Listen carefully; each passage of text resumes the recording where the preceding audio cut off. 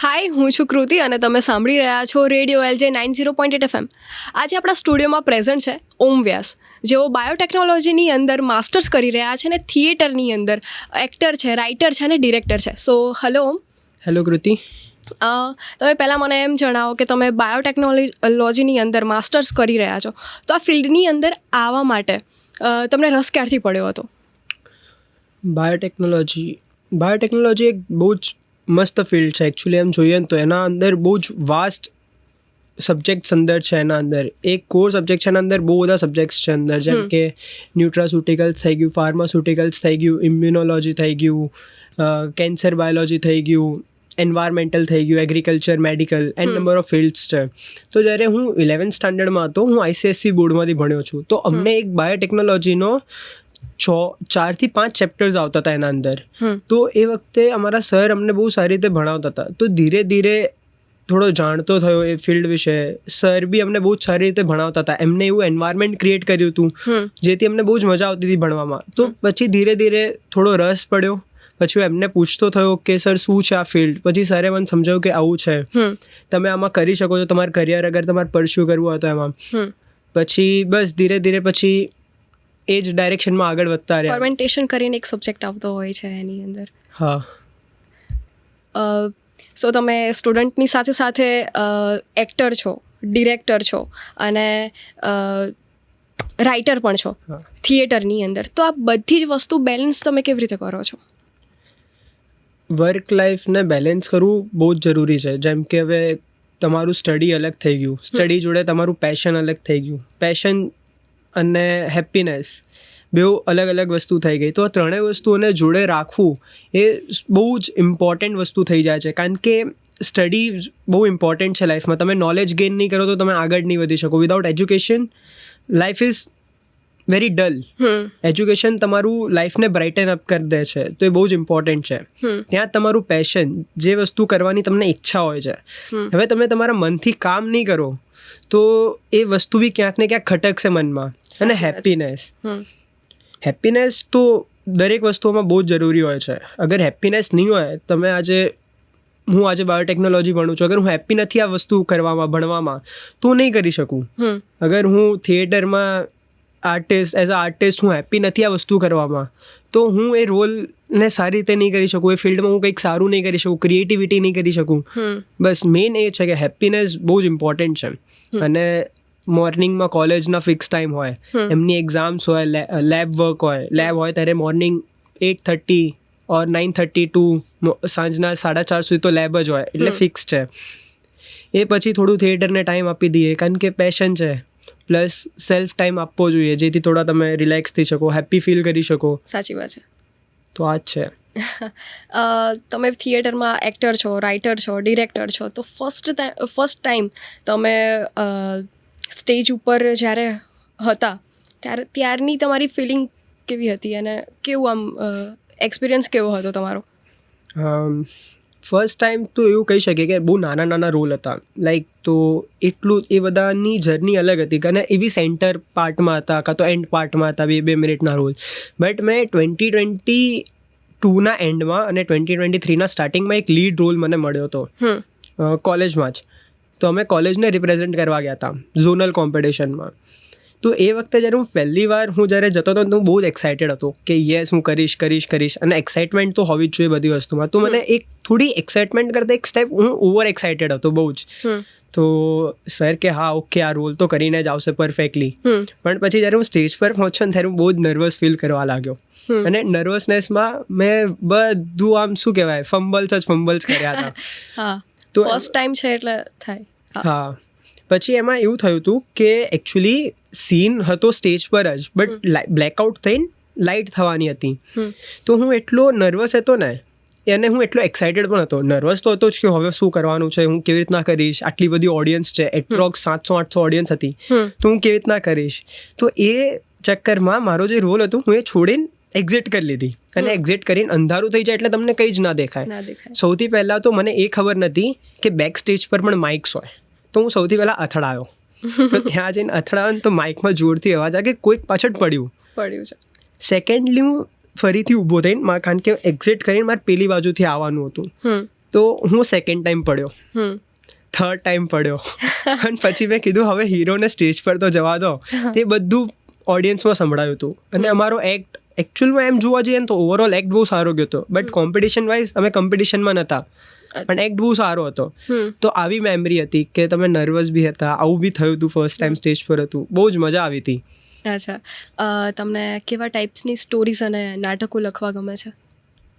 Stories તો એમાં એવું છે કે મને થ્રિલિંગ બહુ મજા આવે, મને એ જ ગમે છે લખવું.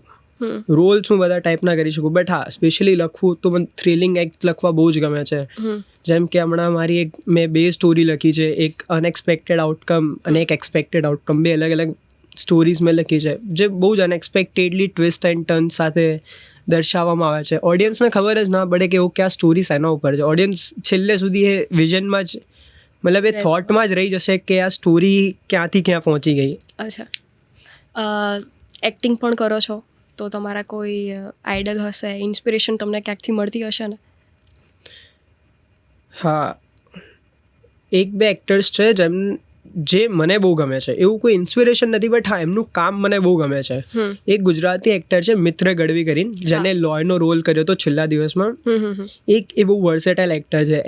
એમની જે કોમિક ટાઈમિંગ છે એ બહુ જ મસ્ત છે. અને એક કે મેનન કરીને છે બોલિવૂડમાં, એમનું જે રિપ્રેઝન્ટેશન છે પોતાને લઈને, એ કોઈ બી રોલ કરતા હોય, તમે એમને જોશો ને તો એમની આંખોમાંથી એ જેવા બી બોડી લેંગ્વેજમાં હશે ને, તો એમની આંખો દર્શાવી દેતી હશે બધું જ, કે એ શું કહેવા માંગે છે. તો એ વસ્તુ બહુ જ આમ યુનિક છે. જેમ કે રણબીર કપૂર બી એની આંખોથી બહુ જ એક્સપ્રેસિવ છે. તો લાઈક આવું કંઈક યુનિકલી તમે બોલીને અમુક વસ્તુ એક્સપ્રેસ કરી શકો છો, રાઈટ? એ બહુ કોમન થઈ ગયું, બધા કરી શકે છે. બટ આંખોથી જે એક્સપ્રેશન આવે એ બહુ જ ડિફરન્ટ હોય, એ તમારા દિલને હિટ કરી જાય. સાચી વાત છે. તો આ છે અમુક વસ્તુઓ જે બહુ જ ગમે છે મને અમુક એક્ટર્સની, અને હું ટ્રાય કરું કે હું પોતામાં ઉતારું. તમે એલજી યુનિવર્સિટીની અંદર ઇવેન્ટ મેનેજર તરીકે ઇન્ટર્નશીપ કરેલી છે, તો આ જે બધી વસ્તુઓ છે એનો અનુભવ તમને અત્યારે કઈ કઈ જગ્યાએ યુઝફુલ થાય છે? જ્યારે હું ઇન્ટર્નશીપ મેં સ્ટાર્ટ કરી હતી ત્યારે સૌથી પહેલી વસ્તુ અમે શીખ્યા હતા કે કમ્યુનિકેશન કેવી રીતના કરવું. નો ડાઉટ અમને આવડતું હતું બહુ સારી રીતે, એટલે જ અમને રાખ્યા બી હતા. બટ એક કોને કે એક સર્ટેન લેવલનું મેચ્યોરિટી નથી એ વસ્તુ કરવામાં. તો અમને ચિંતન સર કરીને હતા છે, તો એમને બહુ સારી રીતે શીખવાડ્યું કે how to communicate, how to create something new. એ ત્યાં એ રૂમ જ એવો હતો કે ત્યાં તમે કંઈક કરી શકો, તમે તમારા આઈડિયાઝ પુટ ઓન કરી શકો. ત્યાં તમને બિલકુલ બી એ એન્વાયરમેન્ટ જ એવું હતું કે જ્યાં તમને હેઝિટેટ ફીલ નહોતું થતું.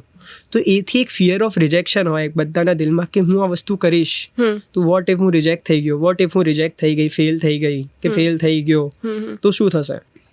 બટ ત્યાં અમે રહ્યા ને તો ત્યાંથી અમે આ વસ્તુ શીખ્યા કે આ વસ્તુ ના હોવી જોઈએ, તમે બસ કરી લો. રિઝલ્ટ મેટર નથી કરતા, જે તમે પ્રોસેસ કર્યું ને એની જર્ની બહુ જ ઇમ્પોર્ટન્ટ છે. એનાથી તમે શું શીખ્યા, એનાથી તમને કેવી હેપીનેસ મળી, એ બહુ ઇમ્પોર્ટન્ટ છે.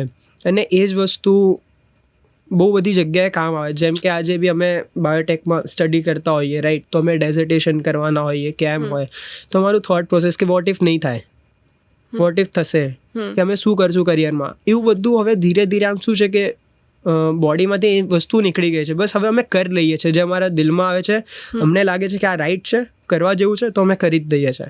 તો એ જગ્યામાંથી, એ ઇન્ટર્નશીપમાંથી મને આ વસ્તુ શીખવા મળી. વાહ. SGFI માટે તમે કોમ્પિટિશનની અંદર વોલીબોલ અને એથ્લેટિક્સ રિપ્રેઝન્ટ કરેલું છે, તો એ વિશે થોડું કંઈક કહેશો?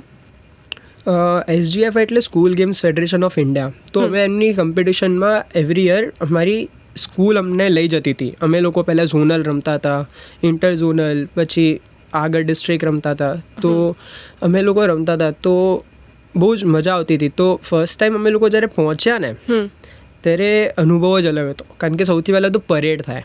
અચ્છા. પરેડ એટલે એમાં બધી સ્કૂલ એમના ફ્લેગ્સ લઈને પરેડ કરે. અચ્છા. કે અમે આવ્યા છે એમ, કોઈક ઢોલના ગાડા લઈને આવે, કેવી રીતના પરેડ થાય, તો એ પરેડમાં બહુ જ મજા આવતી, કારણ કે આટલી બધી કોલેજીસ આટલી બધી સ્કૂલ્સ હતી, તો અમને બહુ જ મજા આવતી હતી.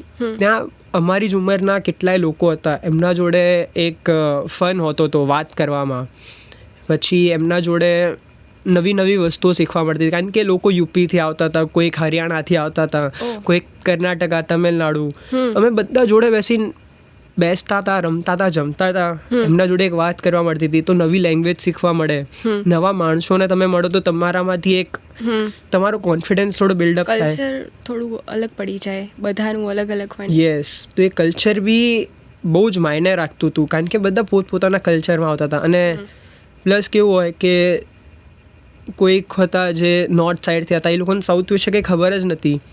અમે ગુજરાતી હતા, આપણે ગુજરાતથી છે, તો લોકોને એ બી નથી ખબર કે અહીંયા શું મળે. અચ્છા. તો એ લોકો જસ્ટ શું કે તારક મહેતા જોઈને આવે, તો એ લોકો જેઠાલાલને જોઈને બસ એવું એ લોકો વાત કરે. પછી અમે એમને ઓર ડીપલી સમજાય કે આપણું કલ્ચર શું છે, ગુજરાતમાં અમે શું કરીએ છીએ. સેમ ગોઝ વિથ એ લોકો કર્ણાટકામાં, હરિયાણામાં કે દિલ્હીમાં એ લોકો શું કરતા હતા, એ બધું જાણવા મળે. બહુ જ મજા આવતી હતી એમાં. બરાબર. તમે મતલબ નેશનલ સુધી ગયેલા છો આની અંદર, તો આજે સ્પોર્ટ્સની જે વાત આપણે કરી રહ્યા છે, એમાં તમારી જર્નીની શરૂઆત કેવી રીતે થઈ હતી? ક્યાંથી સ્ટાર્ટ થયું હતું બધું? સૌથી પહેલાં તો નાના હતા ત્યારે નોર્મલી ક્રિકેટ રમતા હતા, તો પપ્પાએ મને 4th સ્ટાન્ડર્ડમાં કોચિંગમાં મોકલ્યો હતો કે ક્રિકેટ કોચિંગ જોઈન કર્યા એમ. તો એ કોચિંગમાંથી પહેલી જ વાર હું જસ્ટ રમતો હતો, તો હું એઝ અ બોલર CBCAમાં સિલેક્ટ થયો, ક્રિકેટ બોર્ડ ઓફ કાઉન્સિલ, મતલબ ક્રિકેટ બોર્ડ ઓફ અમદાવાદ માટે, અંડર 14. પછી એ જર્ની ત્યાંથી સ્ટાર્ટ થઈ. પછી હું ભલે ત્યાંથી હું લાસ્ટ જે 15નો રાઉન્ડ હતો એમાંથી હું જસ્ટ સ્ટેન્ડ બાય પ્લેયર જ હતો. અચ્છા. રાઈટ. પછી હું બહાર આવ્યો, પછી મને સમજ પડી કે ઓકે સ્પોર્ટ્સમાં તો રિજેક્શન મળવાના છે, તમે સારા નહીં હો તો તમને જગ્યા નહીં મળે. તો મેં second time, third time try કરતા રહ્યા. તો એક ટાઈમ પર બસ સારી રીતે રમવા લાગ્યા, બહુ મજા આવવા લાગી કે એક સ્પોર્ટ્સને અડાપ્ટ કર્યું, તમારી હેલ્થ સારી રહેતી હતી. પછી સ્કૂલમાં એક વખત વોલીબોલનું સિલેક્શન હતું. અચ્છા. તો જસ્ટ ખેલ મહાકુંભ માટે હતું, તો અમે તો જસ્ટ વિચારતા હતા કે એટેન્ડન્સ મળી જશે, તો એ હિસાબથી અમે પહોંચી ગયા હતા કે ચલો હવે રમીએ. તો વોલીબોલ રમવાનું સ્ટાર્ટ કર્યું. તો પહેલાં 2 વર્ષ અમે લોકો બહુ સારી રીતે રમ્યા, અને સારી જગ્યા ઉપર અમારું બહુ નામ હતું અમારી સ્કૂલનું, કે ઓકે આ ટીમ છે જે આવે છે, બહુ સારી રીતે અમે લોકો રમતા હતા. ઇન્ટર સ્કૂલ હોય કે ખેલ મહાકુંભ હોય કે પછી SGFI માટેની ટીમ હોય, તો અમે લોકો એટલે મારી ટીમ, હું પહેલાં જુનિયર્સમાં હતો, ને પછી જ્યારે હું SGFI માટે રમ્યો ને, મતલબ SGFI માટેની કોમ્પિટિશનમાં રમ્યો ને, ત્યાં હું સિનિયર્સની ટીમમાં હતો. તો અમે લોકો ત્યાં જીત્યા. જ્યારે હું 11thમાં હતો પછી અમે લોકો નેશનલ ગયા. તો એ આખી જર્ની હતી કે હું પહેલાં શું રમતો હતો, પછી શું રમતો, અને આખો દિવસ અમે લોકો સ્કૂલમાં મોર્નિંગ 6 o'clock અમારો પ્રેક્ટિસનો ટાઈમ હોતો હતો.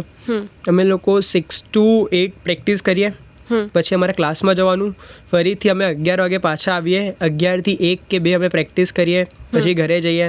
સાંજે બી તમારે પ્રેક્ટિસ કરવા આવવું હોય તો તમે આવી શકો છો. સ્કૂલની એટલી ફ્રીડમ હતી, અમને એટલું હેલ્પ કરતા હતા એ લોકો કે તમે આગળ વધો. સ્પોર્ટ્સ માટે અમારી સ્કૂલે એઝ એન ઇન્ડિવિજ્યુઅલ બધાને બહુ જ હેલ્પ કરી છે, બહુ જ. એ લોકોને આગળ વધવામાં, કે એ લોકોને જે કરવું હોય, સ્પોર્ટ્સ રમો છો તો અમે તમને આગળ વધારશું. અને બહુ જ સારો સપોર્ટ હતો, એટલા અમે લોકો ત્યાં પહોંચ્યા હતા. બાકી ઘણી સ્કૂલ્સમાં એવું જ કે ટેલેન્ટ હોય છે પણ એ લોકો પહોંચી નથી શકતા.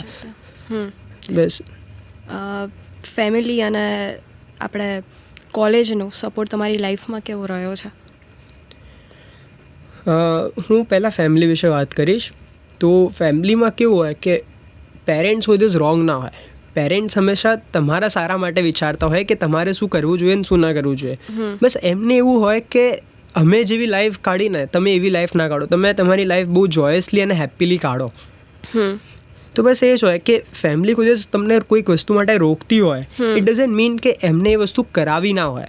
અચ્છા, ડિસિઝન ખોટા હોઈ શકે છે, ઇન્ટેન્શન ના. હા, યસ, એમના ઇન્ટેન્શન કોઈ દિવસ ખોટા નથી હોતા કે તમે આ વસ્તુ ના કરો. ના, એના પાછળ એક રીઝન હોય છે કે એ એવું કહે છે કે તમે એક સારી જોબ મેળવી લો, તમે સારું કંઈક ભણી લો તો તમે કંઈક સારી પોઝિશન પર પહોંચી જશો. તમારા પ્લેન્સ ભલે અલગ હોય પણ એ તમારા વિશે કંઈ ખરાબ નથી વિચારતા, રાઈટ? તો તમારે એ એઝ અ જેન્ઝી જનરેશન લોકો એમના પેરેન્ટ્સને રોંગ કહેતા હોય છે કે અમારા પેરેન્ટ્સે આવું કરી દીધું તો અમે આવું નથી, બટ એકચ્યુઅલી એવું હોતું નથી.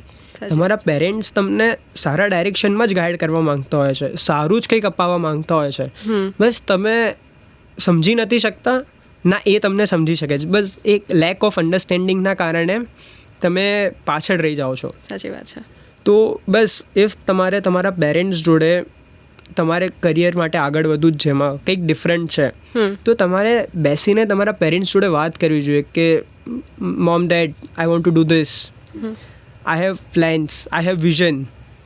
તો તમે એના અકોર્ડિંગ તમે વાત કરશો તો ડેફિનેટલી એ બી તમારી વાતને સમજશે, કન્વિન્સ થશે, તમને બી સપોર્ટ કરશે. પછી there are people in this world જેમને સપોર્ટ નથી મળ્યો, they have done great in their life, and there are people કે જેમને સપોર્ટ મળ્યો they have done great in life. તો એવું નથી કે સપોર્ટ હોય ના હોય, બટ હા ઇફ તમને કંઈક ડિફરન્ટ કરવું છે તો તમારે તમારા પેરેન્ટ્સ જોડે વાત કરવી જ જોઈએ. સાચી વાત છે. તમારું અને કોલેજ યસ, તો કોલેજમાં એવું છે કે હું જ્યારે ફર્સ્ટ ટાઈમ આવ્યો હતો ને ત્યારે હું બહુ જ નોર્મલ હતો કે લાઈક ઓકે ફેકલ્ટી જોડે એટલું ઇન્ટરેક્શન નહોતું, બટ આફ્ટર થર્ડ સેમ જ્યારે મેં મારું થિયેટર અને ફોક ડાન્સ વિશે મેં કીધું કે હું આવી કરું છું બહાર, તો કોલેજવાળાનો એક બહુ જ સારો સપોર્ટ હતો કે ઓકે તું છે તો તું કર. પછી ધીરે ધીરે એમને સપોર્ટ આપ્યો કે તું આ વસ્તુ કરે છે બહુ સારું છે. હું ભણવામાં બી અબો એવરેજ સારું સ્ટુડન્ટ છું, સારું કરી લઉં છું, તો ભણવામાં બી ફેકલ્ટીઝ અગર મેં સામેથી એપ્રોચ કર્યા કે સર મને સ્ટડીઝમાં આવી હેલ્પ કરો, કે સર તમે આમ કરો, તો એ લોકોનો બી એક બહુ જ મસ્ત રોલ હતો મને સ્ટડીઝમાં આગળ વધારવા માટે. અમુક જે કલ્ચરલ ફેકલ્ટીઝ હતી એમનો બહુ સારો રોલ હતો મને આગળ વધારવા માટે. તો આવું હતું કે અગર તમે ફેકલ્ટીઝને એપ્રોચ નહીં કરો ને તો ફેકલ્ટીઝ નહીં જાણી શકે, કારણ કે એમના પાસે તો 100 છોકરાઓ છે એક ક્લાસમાં, અને આખી કોલેજના તમે ગણો, મતલબ આખી એક ડિપાર્ટમેન્ટના છોકરાઓ ગણો તો એક ક્લાસમાં 100 છોકરાઓ હોય મિનિમમ, કે મેક્સિમમ આપણે ગણી લઈએ 80 to 100, તો એવા એમના જોડે 5 ક્લાસ હોય, તે 500 છોકરાઓ વચ્ચે એકને કેવી રીતના યાદ રાખી શકે, રાઈટ? તો તમે ઇફ એપ્રોચ કરશો તો ફેકલ્ટી હંમેશા તમને સપોર્ટ કરશે જ, તમને એ ગાઈડન્સ આપશે જ કે તમે આ વસ્તુ કરશો તો તમારા લાઈફ માટે સારી રહેશે, તમારા કરિયર માટે સારી રહેશે. જેમ કે ચિંતન સર છે, નમ્રતા મેમ છે, અમારા કોલેજના ડાયરેક્ટર છે નિકેતન દેશમુખ, સ્નેહા મેમ છે, નમ્રતા મેમ છે, આ બધાનો બહુ જ સારો સપોર્ટ રહ્યો છે કે મેં કંઈક બી કીધું કે ઓકે તને આ કરો છો તો તું કર, મેં આવું વિચાર્યું છે ઓકે તું કર. મને કોલેજમાંથી જ એઝ અ એક્ટર તો ચલો મને અહીંયાથી જ બ્રેક મળ્યો, પહેલાં બી કરતો પણ નાના નાના રોલ હતા, મોટા રોલ મેં કોઈ દિવસ નહોતા કર્યા. પછી એવી રીતે જેમ કે હું as a first time as a direction માર કરવું હતું તો મને કોલેજે જ બ્રેક થ્રુ આપ્યો કે તું અહીંયાથી કર, તને ઇન્ટરેસ્ટ છે તું કર, તું આગળ વધ. એમ કોઈ દિવસ એવું ફીલ નથી કરાવ્યું કોઈ બી સ્ટુડન્ટને, ઓપન ફોર ઓલ છે કે તમે આવશો, તમે વાત કરશો, તમારો આઈડિયા સારો હશે અમે તમને સપોર્ટ કરશું જ. પણ એવું છે કે તમારે જવું પડે, તમારો આઈડિયા સારો હોવો જોઈએ. ઇફ એ તમને ખેંચે કંઈક તો તમારે સાંભળવું જોઈએ કે એ શું કહેવા માંગે છે, એમનો ઇન્ટેન્શન શું છે એ સમજવું જોઈએ. તો એ બહુ મેટર કરે છે. તો college is very good place to grow, very good place to have fun, do something for your self. એ બહુ જ આમ સારો રોલ પ્લે કર્યો છે. બરાબર. તમે બાયોટેકનોલોજીની અંદર છો અને સાથે સાથે થિયેટરની અંદર પણ છો, અને આ બંને ફિલ્ડ અલગ અલગ છે. અને હવે કોઈ મારા જેવું તમને એવું પૂછે કે આ બંને ફિલ્ડમાંથી તમારે કોઈ એક ફિલ્ડ પસંદ કરવાની છે તો તમે કઈ કરશો? બે ડિફરન્ટ પર્સપેક્ટિવ છે કે એવું નથી કે થિયેટરમાં ફિલહાલ પૈસા નથી કે તમે બાયોટેકમાં છો, બધું ઇક્વલ જ છે. બટ તમે હેપીનેસ જો વધારે, એવું નથી બંને વસ્તુ કરવામાં મને હેપીનેસ મળે જ છે, બટ તમે કોઈ એક વસ્તુને પકડો તો ઓફકોર્સ હું થિયેટરને ચૂઝ કરીશ, કારણ કે એમાં થોડી વધારે હેપીનેસ મળે છે. ઓકે. કોઈ થિયેટરની અંદર તમે આર્ટિસ્ટ છો અને કોઈ કેરેક્ટર જે તમારા મનમાં વસેલું હોય કે કોઈ એવી સ્ટોરી જે તમને અત્યારે યાદ હોય તો તમે અહીંયા કહી શકશો? મેં બહુ જ બધા રોલ્સ કર્યા છે. મેં એઝ અ ઇન્ટરવ્યુઅરનો રોલ કર્યો છે, શકુનીનો રોલ કર્યો છે, દુર્યોધનનો કર્યો છે, અશ્વત્થામાનો કર્યો છે. પછી મેં બહુ જ બધા એવા કેરેક્ટર્સ ભજવ્યા છે. પોલીસ કેરેક્ટર હોય કે પછી એક ચાવાળાનો હોય કે ગરીબનો હોય. અચ્છા. તો આ બધામાંથી એક કેરેક્ટર જે મેં હમણાં રિસેન્ટ પ્લે કર્યો, એ કેરેક્ટરનું નામ હતું ચારવક્ષા. હા. તો હવે એમાં એ સ્ટોરી એવી હતી કે એક આર્ટિસ્ટ હતો. He was a great artist. એનું ઓલ ઓવર દુનિયામાં બહુ મોટું નામ હતું. અને એ આર્ટિસ્ટ કેવો હતો કે એની લાઈફમાં એક જ છોકરી હતી જે એની વાઈફ હતી. અને એના જોડે એવું હતું કે આખી દુનિયા એના પેઇન્ટિંગ્સને સમજી શકતી હતી, પણ એ છોકરી નથી સમજી શકતી એની ક્રિએશનને. એ સ્ટોરી આના ઉપર હતી કે આખી દુનિયા સમજી શકે છે મારી ક્રિએશનને, તું કેમ નથી સમજી શકતી. તો એને એક એવો ડાયલોગ છે કે ચારવક્ષા શૈનાને કહે છે કે શૈના, જો માણસના અંદર ઘૂંઘળાતી કેટલીક સંવેદનાઓ શબ્દોથી બહાર નથી આવતી, તો એ અલગ અલગ ક્રિએશનમાં બહાર લાવે છે. તો એનો મતલબ આ હતો કે ઇફ પર્સન બોલી નથી શકતો ને, તો એની અલગ અલગ ક્રિએશન હોય. કોઈક પેઇન્ટિંગ્સ કરતો હોય, તો કોઈક રાઇટર હોય, કોઈક એક્ટર હોય, કોઈક સિંગર હોય. તો એ વસ્તુને સમજવું એઝ અ પર્સન બહુ ઇમ્પોર્ટન્ટ હોય. તો આ એક ડાયલોગ છે, આ બહુ જ મસ્ત ડાયલોગ છે. જે કોઈક સમજી શકતું હોય, એક આર્ટિસ્ટ તો ડેફિનેટલી આ વસ્તુને સમજી શકશે. અને બસ આ જ એક કેરેક્ટર છે. બધા સમજી શકે છે, તું કેમ નથી સમજી શકતી? યસ કે આખી દુનિયા સમજી શકે છે, પણ તું કેમ નથી સમજતી? અને તું જે મારી શું કહેવાય, મારી પત્ની છે, મારી અર્ધાંગની છે, તું આ વસ્તુ નથી સમજી શકતી, કેમ? તો એ વસ્તુનો દુઃખ અલગ જ હોય કે તમે જેને પ્રેમ કરતા હો એ જ તમારી વાતોને ના સમજી શકે, એ જ તમને ના સમજી શકે, તો એ દુઃખ અલગ હોય. દુનિયા સમજે ના સમજે કોઈને કંઈ જ ફરક નથી પડતો. આપણે મોટા થઈએ, આપણને પહેલાં એવું ફીલ થતું હોય કે આ દુનિયા છે, દુનિયા શું વાત કરશે. બટ આપણે જેમ જેમ એક એજ ક્રોસ કરીએ, આફ્ટર 23, 24, આઉટ 25, પછી તમને એવું થાય કે ઓકે, ફેમિલી અને 4-5 લોકો છે જે ઘરમાં, અને ફેમિલી અને ફ્રેન્ડ્સ છે, એ જ મેટર કરે છે, દુનિયા મેટર નથી કરતી. તો એ માણસ તો એકલો જ હતો અને એની જોડે એની વાઈફ હતી. તો એની વાઈફ જ એને નથી સમજી શકતી, તો બીજાથી તો શું એક્સપેક્ટેશન કરવાનો? અને આના જ અરાઉન્ડ આખી સ્ટોરી રિવોલ્વ થતી હતી. અને છેલ્લે બસ એવું હતું કે એ બંનેના ડાયવોર્સ થઈ જાય છે અને બંને બસ એકબીજાની યાદોમાં રહે છે. તો આ સ્ટોરી હતી એમ. વાવ. અહીંયા મોટા ભાગે લિસનર્સ જે છે સ્ટુડન્ટ છે, તો એમને આ ફિલ્ડની અંદર, થિયેટરની અંદર આવવું હોય તો એના માટે તમે કોઈ ટિપ્સ આપશો? સૌથી પહેલાં તો ફિયર ઓફ રિજેક્શન હટાવી દો. ફેલિયર આવે, તમને દુઃખ પણ થાય ફેલિયર આવે તો, પણ એ દુઃખ અલગ વસ્તુ છે. દુઃખને બી ફીલ કરવું જોઈએ તમારે કે ઓકે, જ્યારે હું ફેલ થયો છું તો મને કેવું ફીલ થાય છે, કારણ કે ત્યારે તમને ખબર પડશે કે સક્સેસનો ટેસ્ટ કેવો છે. સાચી વાત છે. તો ફિયર ઓફ રિજેક્શન ના આવવું જોઈએ સૌથી પહેલું. તમને હેઝિટેશન ફીલ ના કરવા જોઈએ કોઈ બી વસ્તુથી કરવા માટે. હવે ફોર એક્ઝામ્પલ, તમારી બોડી લેંગ્વેજ છે, ભાઈ તમે હટ્ટા કટ્ટા છો, આમ છો, તો તમને એવું ના હોય કે વિલનનો જ રોલ મળશે કે હીરોનો જ મળશે. તમને કોઈ ગરીબનો રોલ બી મળી શકે, ભિખારીનો રોલ પણ મળી શકે છે. તો તમને એ વસ્તુ કરવામાં હેઝિટેશન ફીલ ના કરવી જોઈએ. અને તમને પેશન છે કરવા માટે, તો તમારે કરવું જ જોઈએ. તમારે દિવસના 1-2 કલાક આપવા જોઈએ, જેથી તમને હેપીનેસ ફીલ થાય, તમે બી તમારી લાઈફને બહુ એક અલગ ડાયરેક્શનમાં જોઈ શકો.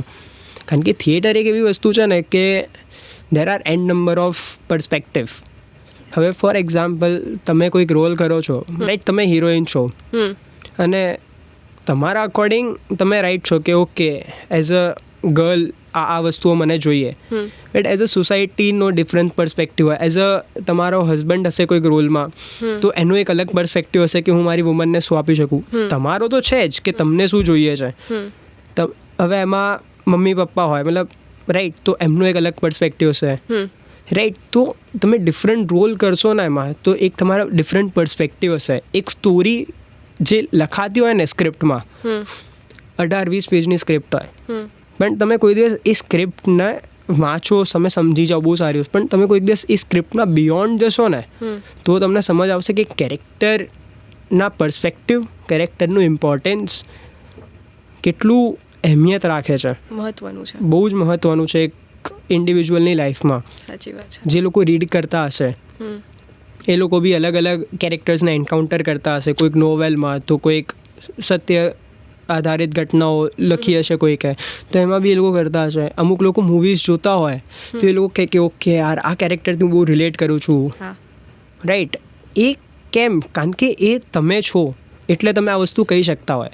તો તમે જ્યારે અલગ અલગ પર્સપેક્ટિવથી એ વસ્તુને જોશો, એ વસ્તુ કરશો તો તમને મજા આવશે. તમે ઇન રિયલ લાઈફ પણ તમે એક સારી વસ્તુઓને એન્કાઉન્ટર કરી શકશો કે તમારો એક પર્સપેક્ટિવ વિઝન ખુલી જશે કોઈક વસ્તુઓને સમજવાનો કે ઓકે આવું પણ હોય. આપણે લોકોએ પોલીસવાળાઓની એક ઇમેજ ક્રિએટ કરી છે કે એ લોકો તો બસ ખાલી પૈસા જ પાડવા ઊભા હોય છે, પણ એવું નથી હોતું. જ્યારે મેં એક રોલ કર્યો હતો ને પોલીસવાળાનો, તો એમાં એવું હતું કે એ પોલીસવાળા એકચ્યુઅલી બહુ સારો હતો. તો તમારો પર્સપેક્ટિવ ચેન્જ થઈ ગયો એ વસ્તુને લઈને કે ઓકે બધા લોકો ખરાબ નથી હોતા અને બધા લોકો સારા નથી હોતા. દેર આર ઇનર વોઇસીસ જે એક પર્સનના અંદર હોય છે. ડ્યુઅલ પર્સનાલિટીઝ હોઈ શકે છે. તો આપણે અમુક વાર માણસો જ્યારે કંઈક કરતા હોય ને એમની લાઈફમાં તો આપણે બહુ રિલેટ કરી શકીએ. તો થિયેટરની અહેમિયત એ છે કે તમને બહુ બધી વસ્તુઓથી એન્કાઉન્ટર કરાવે, તમારો સ્ટેજ ફિયર હટાવડાવી દે, તમારા અંદર એક કોન્ફિડન્સ, એક પર્સનાલિટી ડેવલપ થઈ જાય અને નેટવર્કિંગ બને. એ તો બધી જગ્યાએ છે જ કે તમે જેટલું નેટવર્ક ક્રિએટ કરશો એટલું સારું છે. સાચી વાત છે. તો એક થિયેટરની ઇમ્પોર્ટન્સ બહુ છે લાઈફમાં. ઓકે, બહુ સરસ વાતો કરી તમે.